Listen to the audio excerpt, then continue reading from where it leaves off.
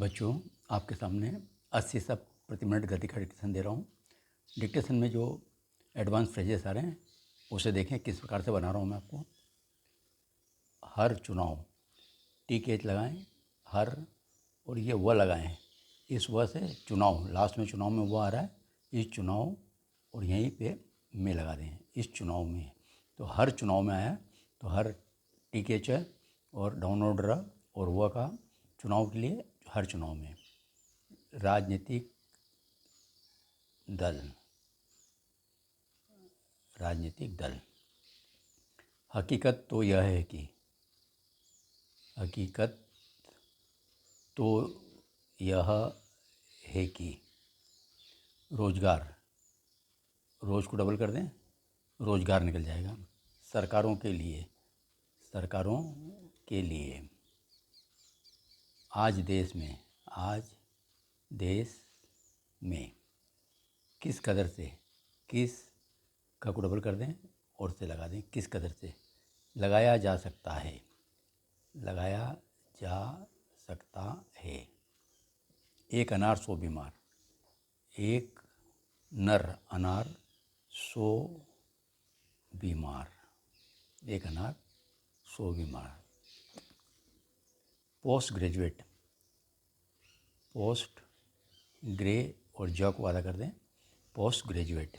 अध्ययन करने वाले, अध्ययन करने वाले।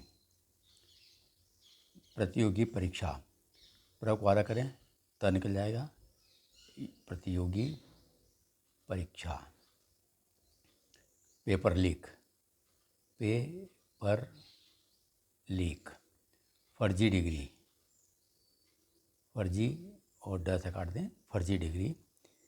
यह भी है कि, यह है, यह है कि। यह भी करने के लिए इसको घेरा कर दें आप, इसको घेरा करेंगे, भ निकल जाएगा, यह भी है कि। सरकारी नौकरी, सरकारी नौकरी। निर्धारित आयु सीमा, नर को डबल कर दें, निर्धारित आयु सीमा। निजी क्षेत्र, निजी, और इसी में STR लूप लगा दें, इससे क्षेत्र पढ़ लेंगे। बेरोजगारी के लिए, बेरोजगारी के लिए। हाल ही में, टीकेज बनाएं, हाल ही में। महाराष्ट्र सरकार, म करके सरकार को बड़ा कर दें, ध्यान में रखें कि ये महाराष्ट्र सरकार है, म से महाराष्ट्र बना लिया। बेरोजगारी की समस्या, बेरोजगारी की, और लास्ट में सिया लगा दें, बेरोजगारी की समस्या। अमली जामा, अमली जामा, जैसे काट दें। समय समय पर, एक समय छोटा लिखें और दूसरे समय को बड़ा कर दें। तो इस तरीके से आपकी एडवांस आउटलाइन इस डिक्टेशन में जो आ रही वो मैंने आपको बता दी। अब इसका डिक्टेशन लिखें। यस 80 शब्द प्रति मिनट गति से। हर चुनाव में बेरोजगारी का मुद्दा बनाते रहने वाले हमारे राजनीतिक दल सत्ता में आते ही बेरोजगारी की चिंता करना छोड़ देते हैं। हकीकत तो यह है कि युवाओं को रोजगार देना अब सरकारों के लिए चुनौती भरा काम होता जा रहा है।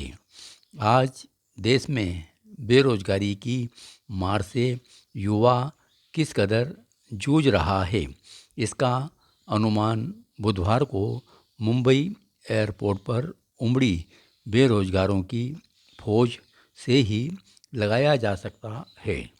एयरपोर्ट पर महज 20,000 रुपये मासिक वेतन वाली नौकरी के लिए 25,000 युवा पहुंच गए, जबकि महज 2200 पदों को भरना था।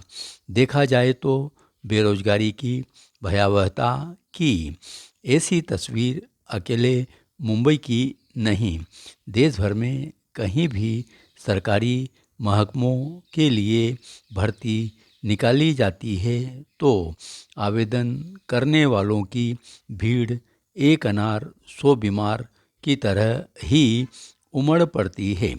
महज 10वीं पास योग्यता के लिए जो भर्ती निकाली जाती है उसमें पोस्ट ग्रेजुएट और इंजीनियरिंग व प्रबंधन का अध्ययन करने वाले युवा भी आवेदकों में शामिल होते हैं। इनमें भी कुछ किस्मत वाले ही होते हैं जो नौकरी पाने में कामयाब होते हैं, वरना प्रतियोगी परीक्षाओं के पेपर लीक, फर्जी डिग्री से नौकरी पाने व पिछले दरवाजे से नियुक्तियों के मामले भी बेरोजगारों की उम्मीदों पर पानी फेरते ही नज़र आते हैं। हालांकि एक पहलू यह भी है कि सरकारी नौकरियों में सीमित अवसर होने लगे हैं, लेकिन उम्मीदवारों को सरकारी नौकरी पाने की चाहत बढ़ने लगी है। सरकारी नौकरी के लिए निर्धारित आयु सीमा के पार होने के भी खतरे कम नहीं हैं।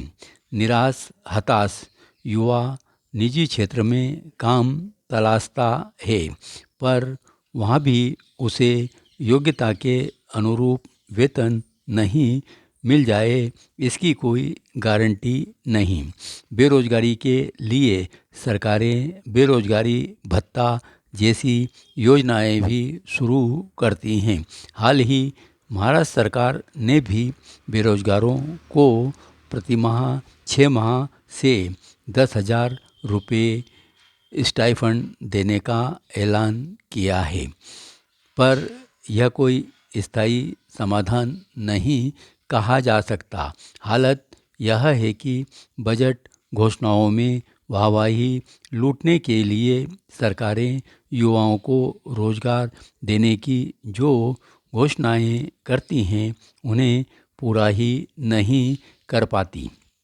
बाद में सरकारें रोजगार और रोजगारों के अवसरों का भेद होने की बात कहते हुए सफाई देने से भी नहीं चूकती।